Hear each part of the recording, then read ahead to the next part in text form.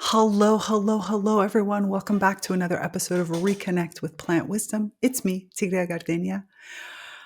This episode is so beautiful. Beautiful. That's the only way I can describe it. It was beautiful. The whole conversation, the message, such an important message for you to hear, especially if you're a woman. No offense to the men, or very, really want to tap into your feminine energy. Not because we talked about it, but because it just really, we got there. And I have so much respect for Elly Yule, and I know you're going to love her so much. I mean, this is what so many of us aspire to be, the way we want to live our lives, that beautiful presence and peace that you experience. It's amazing. There are so many things that we talked about. We talked about dance. We talked about weeds. We talked about plant communication. We talked about presence. But more than anything, we talked about allowing yourself to fully emerge, to merge into the world around you, always keeping your true essence and really allowing that to emerge. There is so much I want to tell you about Ellie, but really her words are perfect. So there's no need for me to keep talking because you're going to learn so much about her from her. So please enjoy episode 112, Allow Your Essence to Evolve. Welcome to ReConnect with Plant Wisdom. I'm your host, Tigria Gardenia, nature-inspired mentor, certified life coach, and the founder of the Naturally Conscious community. For over a decade, I've been known as a world ambassador for plant advocacy, working closely with plants to share their practical wisdom to help you consciously embody the elements of life that nourish your evolution. In this podcast, I delve into ancient and modern knowledge from biology to spirituality about the wondrous ways of plants. Together, we'll explore how ecosystem thinking helps you overcome limiting beliefs, understand the true nature of relationships, and live an authentic, impactful life. Ellie, I am so excited to have you here. I have to tell you, when I went back to my notes from our kind of pre-interview call, and I was like, okay, what do I want to talk about with Ellie? I just want to read to you what I wrote as my notes, because my notes are kind of like my own little shorthand. I wrote fireweed, crow woman, Celtic wise woman, came into the world being able to communicate with plants, poetic, lyrical. Like this was my world of Ellie. So,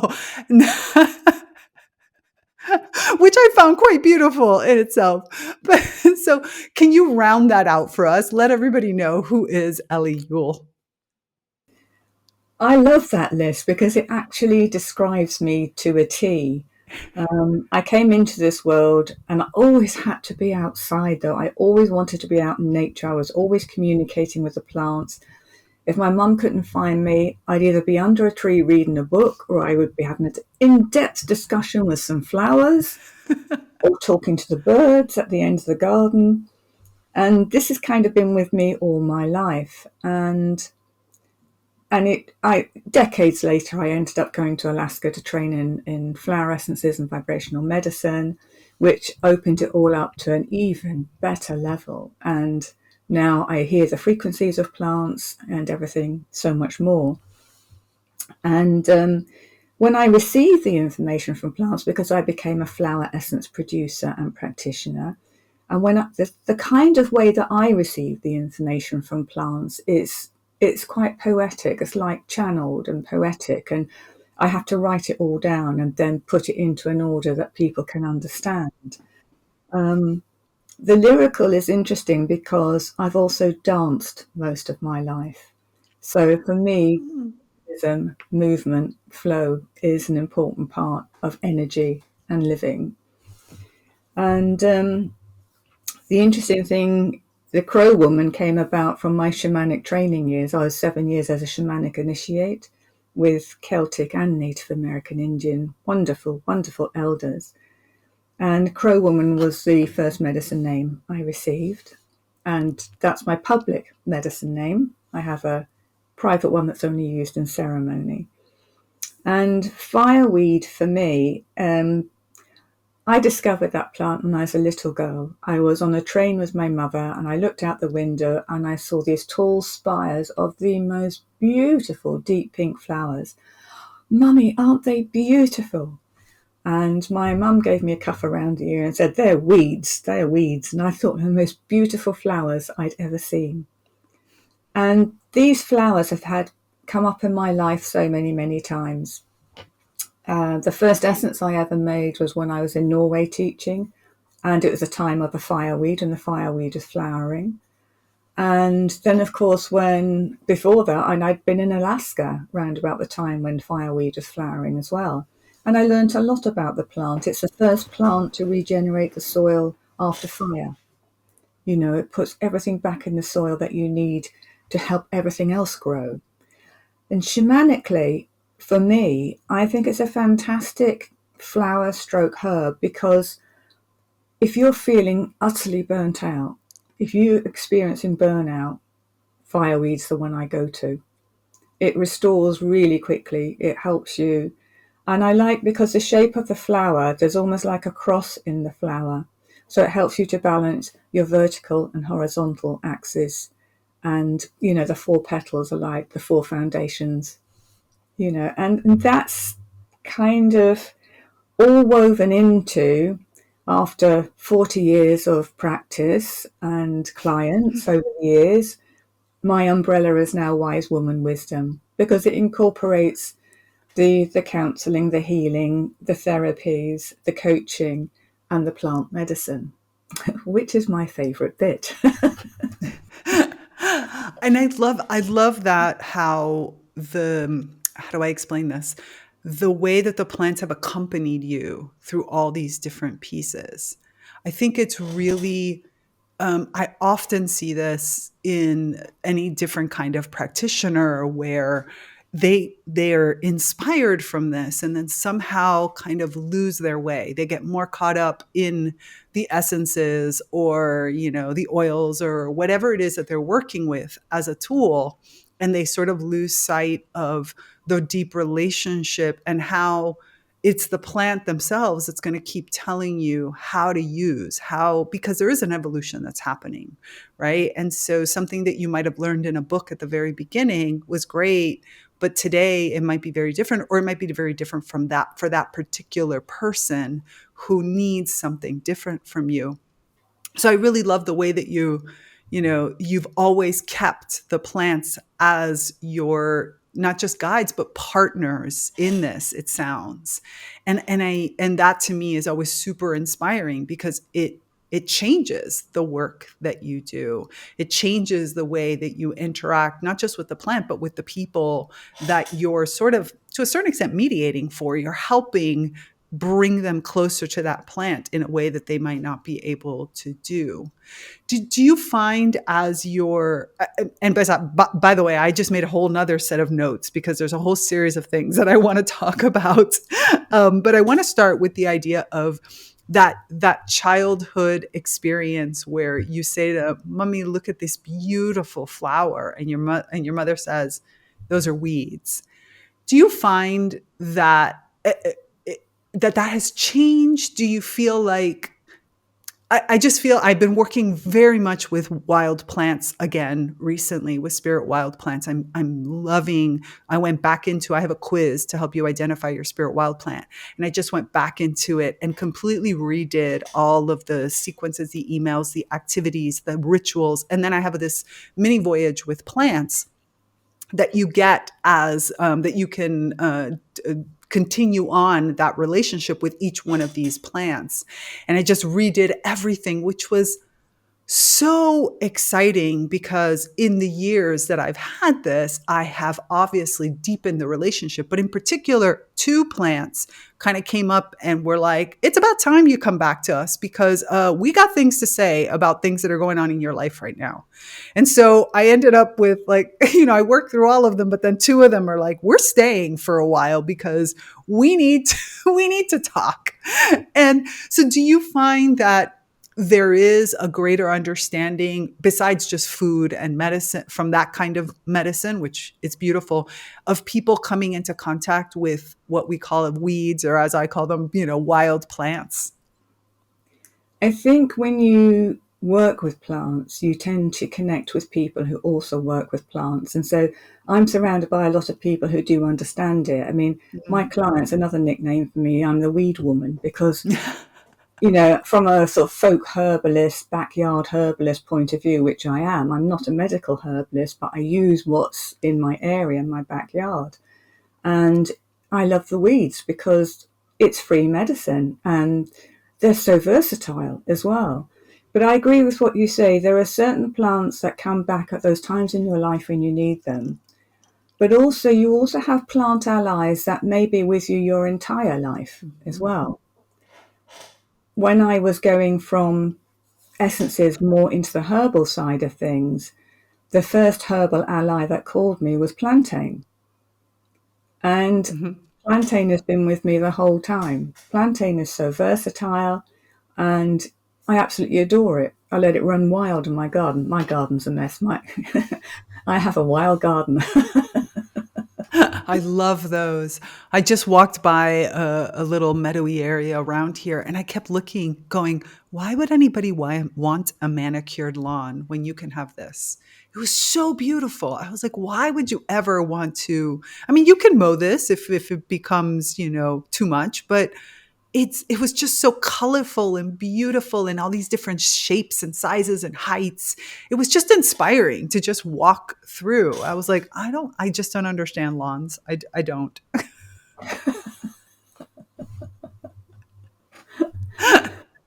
They're nice to Ah. sit on and they're nice to play games on. But if I had my way, my husband likes a bit of lawn. He likes to mow the lawn.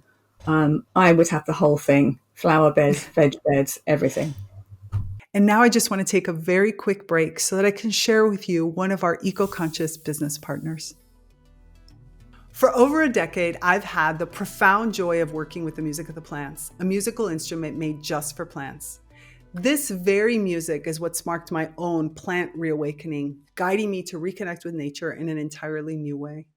Imagine listening to the harmonious melodies of your plant companions and feeling their wisdom and presence through the language of music.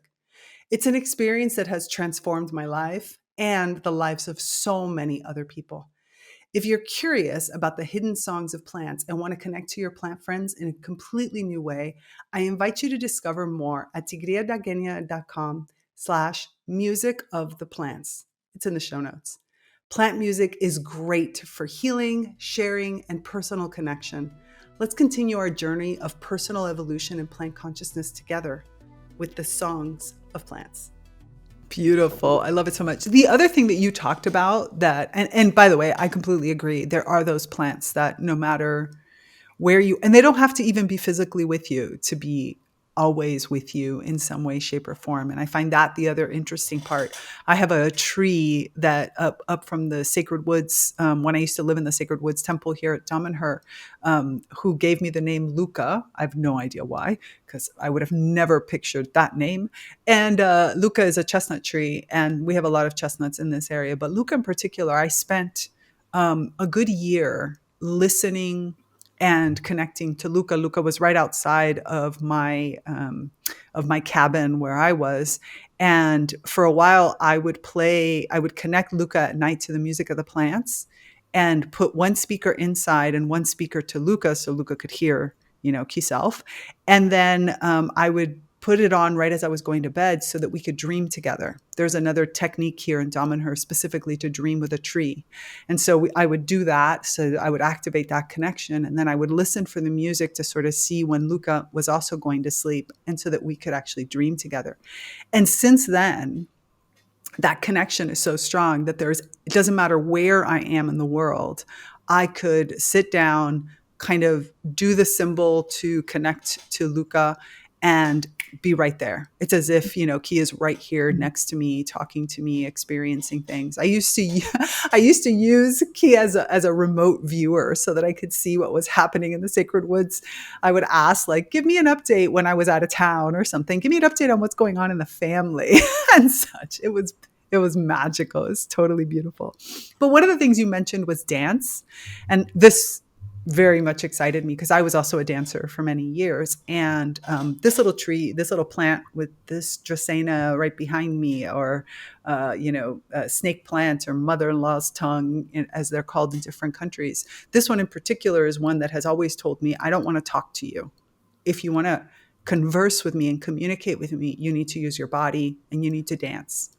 And so this plant really helped me in a conscious way when I was working and continue to work with this plant to re-embody my body, like to come back in and to recognize the knowledge, the wisdom, the connection and almost channel that my body is, not through what my body brings to my brain, quote unquote, but more of that intuitive and even digesting of knowledge. If I move a lot, I can understand things that are coming to me because I can pick them up in so many different ways. I'd love to hear how dance and, that lyrical plant connection, plant communication happened for you.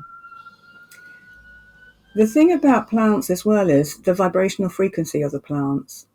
And so that's why plants love it when you tone to them and you make sounds to them. They completely resonate and they blossom and flourish if you sing to them or tone to them.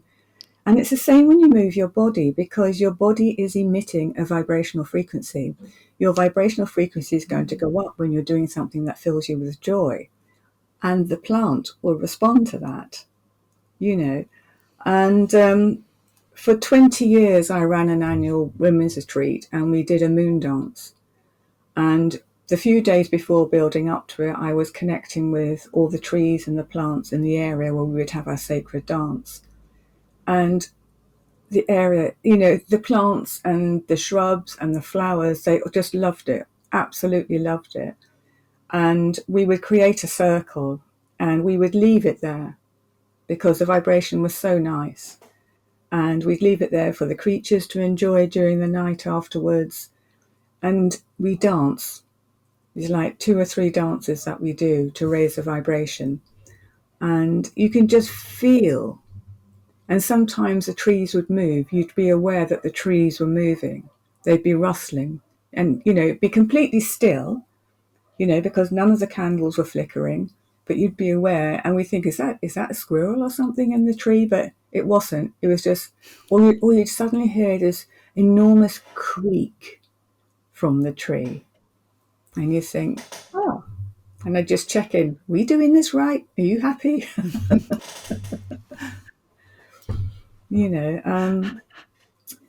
Dance has always been my savior, but I think the connection with trees is so powerful. And I wish more people respected and understood trees a lot better. You can learn so much about your own body from a tree. Flexibility, movement, strong roots, strong core. How to communicate, how to interconnect with other people through your roots. And there was a tree, I lived in Reading in England for a few years. I lived by the Thames and the Queen's had her royal swans there. And it was wonderful walking to work every day past the swans. And there was this beautiful tree and it leant slightly towards the water. Birds adored it. They nested in it every year. And I came home from work one day and the whole thing had been cut down. I was devastated. And I understand that. because I'd connected with the tree so often for so long, these conversations we used to have, I could hear its vibrational frequency, I could feel its vibrational frequency. And when I went to it, although it still had its roots, and so it could still interconnect with the other trees around it and keep connected to its community, it was in shock. So I went home, got my essences, came out, and thought I have to do something sacred for this beloved tree. And I went into the zone and I was in a sacred space, completely unaware of what was around me until I stopped. And when I stopped and looked around me, there were about 12 adult white swans in a complete circle around me and the tree. It's as if the swans knew and they came around us. I thought initially out of curiosity perhaps, but the way they'd formed that circle, and as soon as they realized that it had finished, they went off to eat the grass or they went back in the water. And a chap came down the towpath and he said to me, I was a bit worried about you. Those swans can be vicious. You're very brave feeding them. And I just nodded at him. I said, actually, I was upset about the tree. I was working with the tree. And he said, yeah, it's devastating. All those birds again. And trees are so important. We can't, they're the lungs of the earth. We cannot breathe without them. You know, even people who are foraging these days, they don't understand what they're doing in the deeper sense that they need to. It's a new hobby. Oh, great, I can try this, I can experiment, which is wonderful. Connecting with plants in whatever way you can is wonderful. However, learn the rules of nature, please.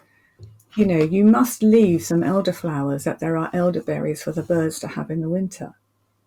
And don't strip everything. You must go to the chief plant, ask permission from the chief plant. You could be in a field of dandelions and want to make dandelion wine, but you have to get permission from the chief plant and you have to work out who is that chief plant. Even if it takes you an hour, nature teaches patience. Mm-hmm. Plants teach patience.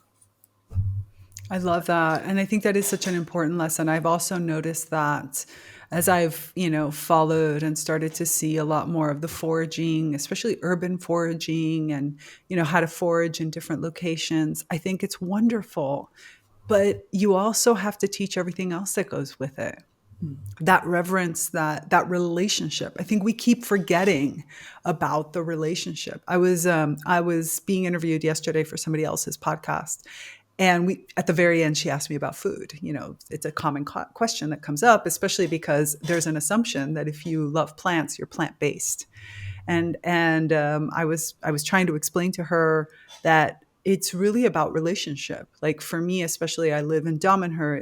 It's an eco community. It's all about that spirituality and that relationship, and therefore we're omnivores. And every person has to create that link based on their body needs and everything else. But more importantly, in living here, I have learned to have a relationship with everything that I eat, especially being luckily in Northern Italy, where we still a little bit have that culture, that more farm to table. Or when I go to the butcher here, I know that everything came from the area, and I can have a conversation with the butcher and I can see from the way that they're speaking, or with the grower, and I can see from the way that they're speaking that for them, this isn't a commodity. This is, beings of which they have shared their lives with, of which they're in mutual, relationship, who have given their lives. And so there's a reverence and a respect for that. And I think when it comes to foraging, it's the exact same thing. It's like, it isn't just because these plants are out in the wild that you can do whatever you want. Absolutely not. This is about, like you said, coming in, spending time, being there, being in their presence, thanking them, asking permission. I told you I just redid, this little mini voyage with plants. And that was one of the big things, to make sure to explain at the very beginning for each one, the importance of sitting and being present and asking permission, even just to work. Because I wouldn't want somebody coming in and saying, okay, now you and I are going to have a conversation about so-and-so. It's like, I would never do that to another human being. Why would I do that to another plant or another animal? Even a cat or a dog, you put your hand down and you wait until they come to you and they sniff and they get comfortable. And then you go and you give the scratches. If you've ever tried to go grab a cat and scratch that cat, even with the most love in your heart, that cat is not a happy camper. And it's the same thing. We should do this same kind of relationship building with plants. And like you said, think about the overall ecosystem. They're not just giving those flowers or those berries for you. They're giving it to everybody else that they support and live with. And especially whether you're talking about, an oak tree or like you said, any tree in a park is not just ornamental. They're a relationship with all of the other beings that are in that park, human beings, but as well as, bird beings, as well as rock beings, as well as lots of insects and moths and different kind of, we have tons of relationships, many of them invisible to the way that we see the world. And only in that reciprocal relationship can you start to see what those connections are and understand, oh, this is why I don't take too much. Like, this is why I always leave some for others. And just the same as in a buffet, I wouldn't go and take all the food and hog it all before when there's a huge line of people behind me. I would take a little bit and, come back and see and such like that. So I'm so glad that you talked about that, especially in urban settings, because I do feel like it's really important. How do you feel that you were able to, especially since you have experienced this across multiple locations also, how do you feel like you were able to work with the essence, which is to a certain extent for some people kind of separates you out from the physical plant, and yet still maintain that connection? I don't think you lose it. If you have a strong connection with plants, you understand how to work with their vibrational frequency, how to communicate with them, then whether it's the actual living plant or you've created an essence from it, because I can read essence bottles, I can pick up an essence bottle and I can read the vibration of it. I don't need to see the definition for it because the vibrational frequency of that plant has been transferred as a gift to humanity into that bottle or the bowl. And obviously you go through the process of making the whole essence. Right. But you can feel it. You can still feel the vibrational quality of it. Mm. And there's, I think the more the purity of your connection, the more that you work on yourself and the clearer your channel is, the more powerful whatever you make from nature will be, be it an essence or be it an herb or be it food. I think it's just going back to the foraging. I think one of my pet hates about foraging is that people think it's free food. It Right. is free food, but you're picking from nature's garden, Right. and please be respectful. And the same thing is, I don't handle essences, I don't make essences, I don't work with essences unless I'm feeling right. And if I'm feeling out of sorts, it's like, no, put it aside. Go and have a meditation, go and have a walk in nature, center myself. Is it right to do it today? Because it may not be, because there may be a different message or an extra essence that needs to go into somebody's formula. But for me, it's all about the interconnectedness, that we are all connected. And whereas, grabbing from nature in this grabby society, don't realize the effects that everybody's having on everything. And I don't think individuals realize how badly affected they are. Cutting down a tree because it spoilt your view, wonderful. But you've just destroyed a part of the ecosystem, a massive part of the ecosystem that actually, me personally, I feel will have some kind of karmic repercussion, because you cannot do something like that without repercussion. In Ireland, we have a thing about hawthorn. We call hawthorn the fairy tree. And bad luck will befall anybody who cuts down a hawthorn. And it's been true so many times. You don't mess with the little people, as we say in Ireland. Exactly. It's interesting that you say that. I remember a few years back. I used to live many years ago. I lived in Seattle, and Seattle is this really interesting place because you have the tech giants like Microsoft Mm. and all that comes with that, and yet there is still this very outdoors culture that's not, it's not just outdoor, like outdoor recreation. It literally is an outdoor culture. Much of the culture is about going, spending time with nature, the long, long, long hike, that kind of thing. And there was an area which a group of homeowners cut down some trees because they had just built their houses and it blocked their view.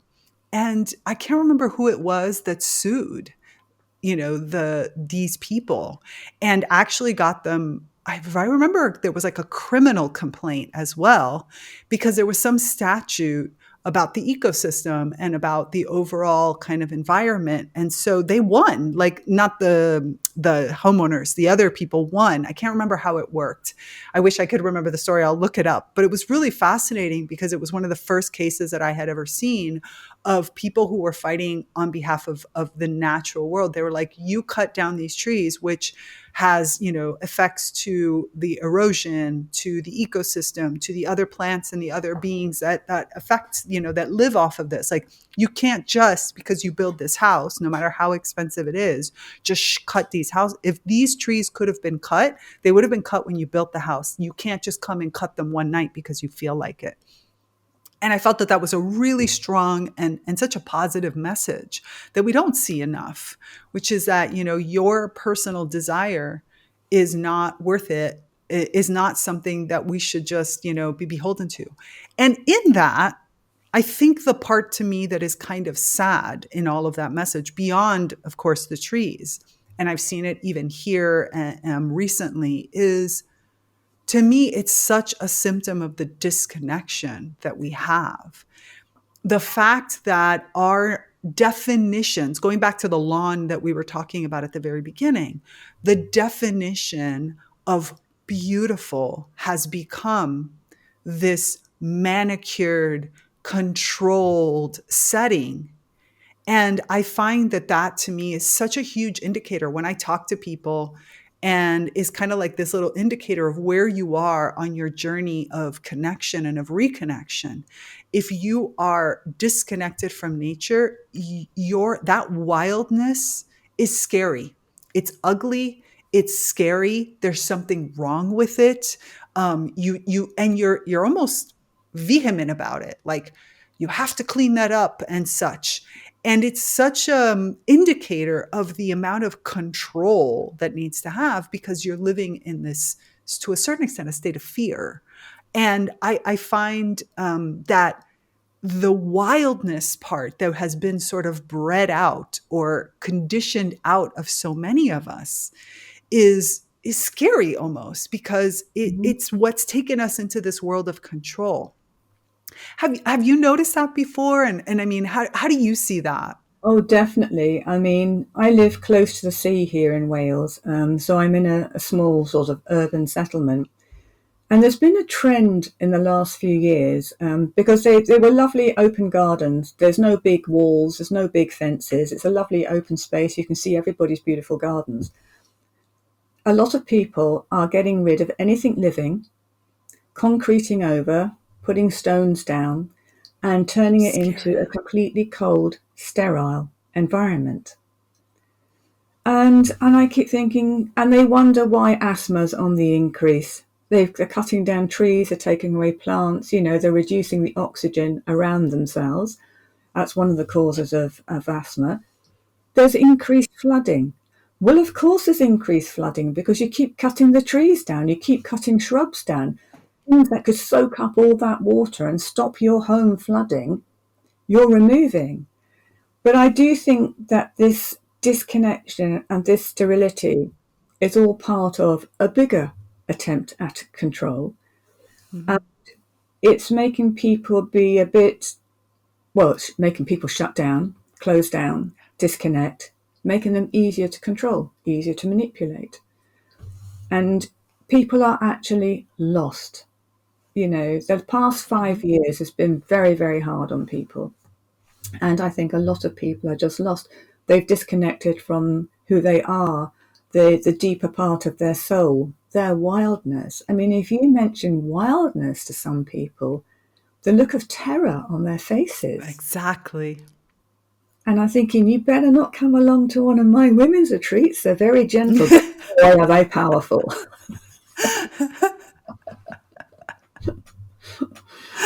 I so agree with you, and I feel like there are so many aspects of this connected to that wildness and that lost kind of wisdom that comes from allowing yourself to kind of step out of those constraints, to allow ourselves to explore. And I completely agree with you. I've seen it so many times. Wildness is seen as like a problem. So people look at you and they're like, no, you don't want that. That's wild. And it's like, what are you talking about? That's the best part, because it's when you see the true essence of a person, of any kind of being, and of a landscape, of an environment, and you see kind of like all of those interconnections, and it only comes through the wildness, right? That letting go of control, or at least and flowing with it. I think the difference, I think the problem, and I was just talking about this on another episode of the podcast where we were talking about the difference between, I don't, when I go into nature and I spend time, or even in my own home when I'm with these plants, or in this case, we were talking about a river, I don't relinquish control. Wildness is not relinquishing anything. Wildness is about connecting and doing that dance, going back to the dance of dancing with another being, of allowing my essence to come out and mix with your essence, or to just show my authenticity. But when my authenticity comes out, it comes in its own form. And then once I start interacting with others, it mixes, it flows, it bends, it shapes, it changes, it transforms, it evolves. Like, it's that dance of keeping my essence while at the same time allowing you to bring out new parts of my essence. And I feel like that's really what that's what wildness is. Wildness is saying, I don't curtail, and I also don't relinquish control. I don't just let everything kind of hang out. That is not wildness. Wildness is instead, I let myself feel everything, and I start to interact and work with and exalt you and bring instead you into a little bit of a shape, and let myself do the same thing. And that's why I do feel like so important that this, when we start communicating with plants, it can't simply be verbal communication. I think verbal communication is great. But for example, in the naturally conscious community, we have all these different aspects, some of it intellectual, some of it written, some of it artistic of other natures, some of it around deep thoughts, some of it around playful, superficial pieces, all of it in order to allow yourself to mix in and to feel yourself with the plant in all these different ways. Because if not, then it just becomes all constrained at the same, in the same exact way that what we were talking about. I think one of the most important things in order to merge with nature, you merge without losing yourself, as you say. But one of the most powerful things you can do is silent transmission. You don't have to say anything to a plant. You don't have to think you're doing anything wrong. Just sitting and being, allowing your vibration to expand, allowing your essence to merge and connect silently with that plant or that tree. That Presence. is the beauty of wildness. That is wildness. Yeah, you can go running naked through the woods if you want. That's a fun way to explore wildness. But you don't have to do that. You can just sit and be, listen to the song of the stream. You don't have to intellectualize it. Just allow yourself to flow with the song of the stream, or feel the connectedness. Because as you connect with the tree has a huge aura. You can actually test the aura. If you do use dowsing rods, you'll be able to check each tree's got a different aura width. That tree will expand its aura in the same way that you will expand your aura in love towards it as well. It's just one of the most beautiful things you can do, is merging and connecting in that way. It's heaven on earth for me. I am with you. I mean, I say it over and over again because I feel like it's so important and a good reminder for myself, not just for others. But your plantness is your presence, as you said. It's that presence that I can just sit there. I don't have to do anything. I don't have to be anything other than just whatever it is that I am in that moment. And I can open all my senses and take in whatever need. I just have to be there. I just have to be in conscious awareness. And whatever it's going to come is going to come, and it's going to be, and you're sometimes going to feel it, like know what it is, and other times it's just there. It's just is. And it's such a hard concept, I think, to explain unless you've experienced it. Once you hit that presence, once you find yourself in that sort of liminal state where you're like, am I actually awake? Am I not awake? And you just realize you think that afterwards, in the middle of it, you're just going, I just am. Everything sort of floats away. And like you said, I love that you said it as emerging, because I think that is what it is. It's both merging and emerging, because you merge without losing yourself. And that's when everything can emerge, a new piece of you, something. What emerges is that beautiful brilliance. And I find that that is the essence of that unconditional love that we try to reach so much. We try to consciously arrive at unconditional love. Like, I need to work on my judgment, and I need to work on this, and I need to work on that, and blah, blah, blah. Just go sit in a sit spot and kind of soften everything and just sit there for the longest, as long as you can, without thinking of anything. Don't bring even a notebook with you. Don't do anything. Just sit there. Get yourself nice and comfortable and just sit there. And trust me, you will find unconditional love. Mm. If you do this outdoors, if you sit with the grass under you, holding you, or beautiful roots of a tree holding you, you're going to get there. And I find that so powerful. We can put it onto all the words that you want. It calms your nervous system. It makes you feel, this or that or whatever, whatever. But in the end, it's just presence. It's just I am. It's that moment of I am. It's because the plant kingdom and Mother Nature accepts you as you are. Mm-hmm. They do not perceive you as something that needs to be fixed. They accept you perfectly as you are. And I think there's too much emphasis, particularly in the self-development world, of needing to fix yourself all the time, to the point where you can become addicted and think, oh my God, I'm never going to get there. I've got to fix this, this, and this. And actually, sometimes you don't. Just stop trying to fix yourself. Just live and be and experience, because life is so short. It's just so important to get the balance in everything. Don't give away your sovereignty. I think sovereignty is important. And that's something that the majesty of trees can teach us and plants can teach us. It's, you can be who you want to be, but maintain your sovereignty. Don't forget who you are. I think that's probably the way that you work and I work. I think a lot of my work is about helping people to reconnect to their soul essence inside, because they've forgotten who they are.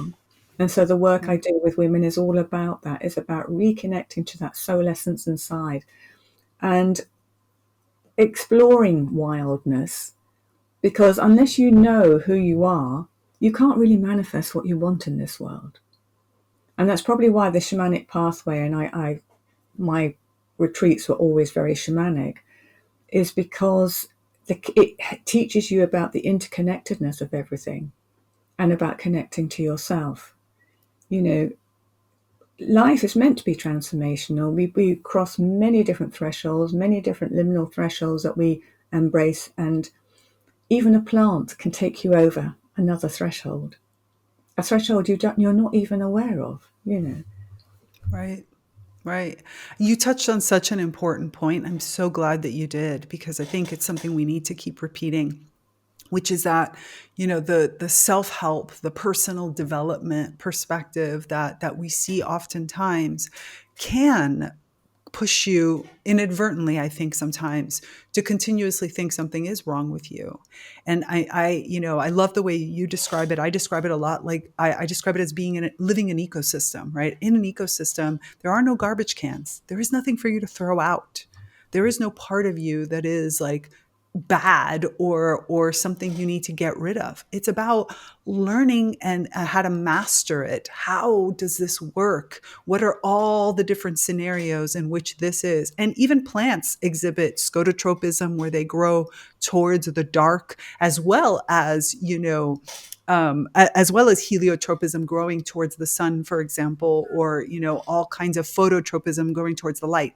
You have light and you have darkness, and none of them is inherently good or bad. These are fairy tale terms that we have put in order to sell, this story of Prince Charming and, the damsel in distress. And so the damsel in distress has become this archetype that unfortunately is still very present in our society. And so we tend to look at ourselves in that way. And I can't even tell you how many super wonderful, wise women and, or feminine presenting people who say, oh, well, I need to always pretend to be, be a little bit broken. And because, that's the way I'm going to get taken care of. And it's like, no, you actually don't. Like, you can be extremely powerful, and you could have all of your faculties. You don't have to put together, any of your skills or competencies or passions or anything. You don't have to hide any of them, or you don't have to think any of them are bad.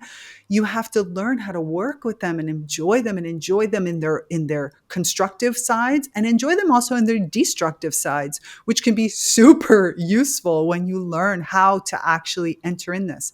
And as you said, nature shows you, proves to you over and over again that everything is useful.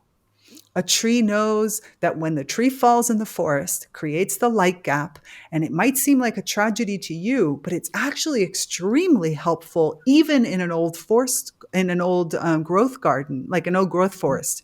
You have this old forest, and that has kind of, reached a beautiful point. But in order for the next level to come, that tree has to fall. And in the falling, in that decaying, all these other beings get nourished. And so, yes, that tree is at the end of their life, but that's still going to go on for a long time while they're nourishing and slowly dying off. And there's lots of life in that death process.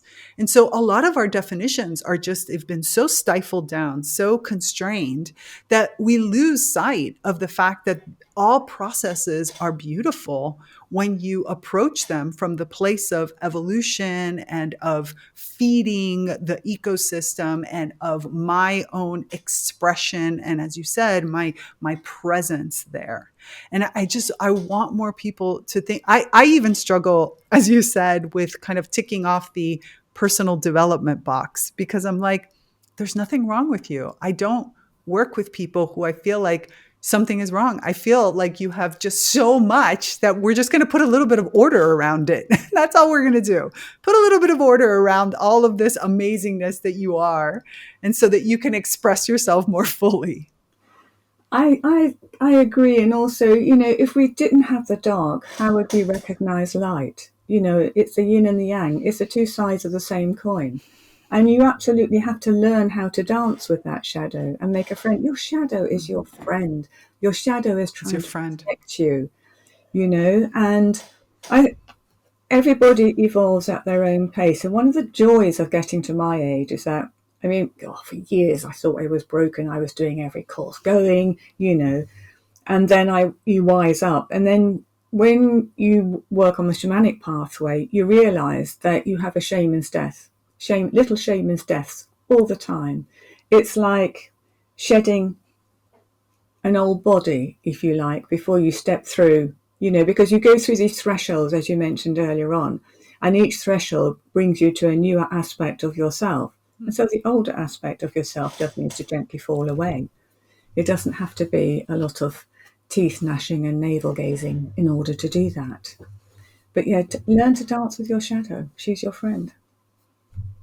I love that. I love that so much. As we're getting kind of closer to our wind down here, I want to kind of just tap into it, because you've mentioned it a few times, but I think, again, it's another one of those things where people have so many definitions, and I'd love to hear yours. We were talking about you as this Celtic wise woman, and I would really love to understand, for you, what is this shamanic path that you've been on? And especially, and I say this with so much honor and respect, because I think it's an important thing, is how do you go into those crone years really with that, exactly everything you just mentioned, right? Like totally loving this period of your life. I believe there are 4 stages. I'm writing books about them at the moment. Maid, mother, and there's the autumn woman, and then crone. People are so quick to jump into crone. No, crone is really when you're sort of heading towards 70 onwards. That's the true crone, that's the true elder. As you go through menopause is one heck of a shamanic journey. It marks the halfway point Tell me about it. in your life. And it is shamanic, because believe me, it'll put you through everything on every level, physical, emotional, mental, spiritual. You'll go through it all. And it's because it's helping you to birth your inner wise woman. And it's not easy because, as your body starts heading south and, your face starts dropping and things like that, there's the physical things. But there are such gifts as well, because you develop this amazing inner confidence which is the culmination of all the decades of wisdom that you have accrued. And there's no need to prove yourself anymore. You're just so content in being. You don't have to shout above the marketplace anymore because you're content in your being. Because who needs you will find you in the traditional sort of medicine person way, that they will find you. You know, the thing I'd say to people is don't be in a rush to get into your crone years. There's some girls that cannot wait to call themselves a crone. Nah, think about it. Think about it. Enjoy the autumn phase of your life, you know? You've still got a lot going for you before you have to go into, or you go into the crone side of things. A crone is just somebody who's been on the planet a long time, has accrued a lot of wisdom, and has a lot of knowledge. And when we get to that stage, all we want to do is share it. Really share it with people. Because we've got, you know, yeah, I've had my own shamanic initiates that I've brought through. You know, you teach people over the years. And then you get to the point you're thinking, I just want to share everything I know. Pass it on. It's sort of a I generous love spirit that comes. Yeah, and I love that you said that because, for example, I study, I'm a Kabbalist, and one of the images that I've always really loved that has helped me understand so much from an energetic perspective is that the top of the tree of life, the two kind of supernals in the masculine and the feminine pillars are Bina and Chokmah. And not yeah, Bina and Chokmah. And so when you have Bina, when you have Chokmah as the masculine energy, the image is of, kind of like the wise, the guru type person, right? The man who is been lost in a cave somewhere on the top of a mountain, right? And you sit and gives you kind of this cryptic advice. There's still a lot of wisdom there, and the wisdom is to a certain extent shared, but it's not it's done in a way that's just very much like, this is what I've gone through and I have reached another level. Let me give you wax on, wax off, and you have to figure it out. The image of Bina as the grandmother, or is instead the kind of older, wise grandmother type woman that brings you onto her knee and tells you stories. And these stories contain her wisdom, her desire to share with you all of that wisdom in a very practical way, because she wants you to not have to. She wants to hold you and give you the wisdom in a way that you can start to apply it in your. It's not a do this. It's a, let me tell you a story. And in that story, you put yourself wherever you are in your life into that story, and then you can live that wisdom from that perspective. And I think that's very much what you just said. And I think when we look at this also with plants, it's the same way as you were talking about earlier. Sitting in that presence, that story starts to unfold. It unfolds in your body. It unfolds in all different aspects of you. And what's most important is to place yourself into that story.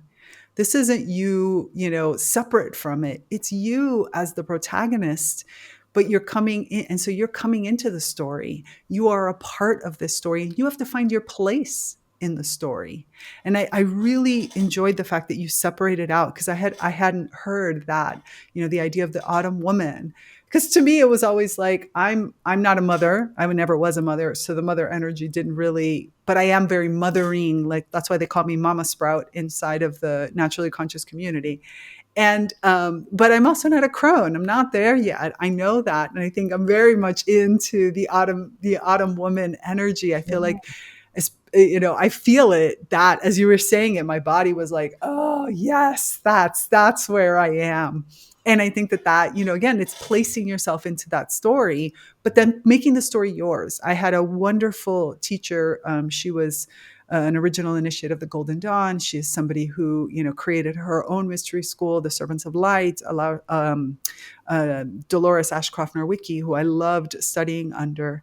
And one of the things that she told me when I had a conversation with her about how do I, on my Kabbalistic path, how do I make now my ritual, like, how do I really make it mine? Where do I go from here? I was like, where's the next level of study for me? And she said, now you have to make everything yours. And you make it by making those small changes, that because you know the path. And so now you adapt the path so that it best represents you. It's that merging you were talking about.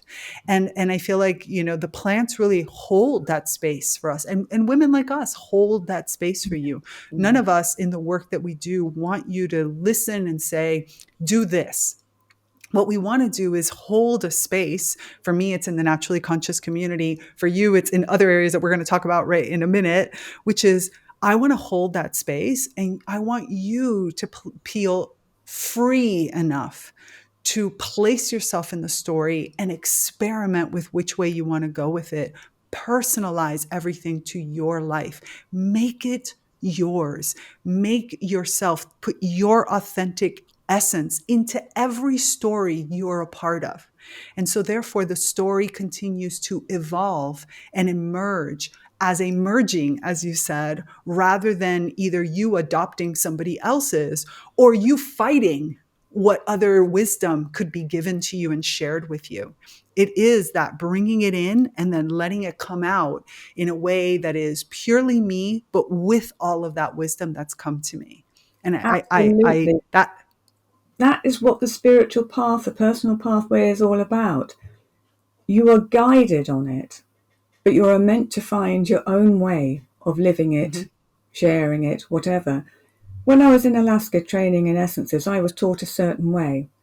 As soon as I got home and I started making my own essences, Spirit showed me a completely different way. Spirit said, do not let anybody take them underneath the tongue undiluted. All of my essences must be diluted in water, which is different from what most essence producers say. So already I was being shown the way that I will do it, mhm. co-creating with nature. This is what's wanted.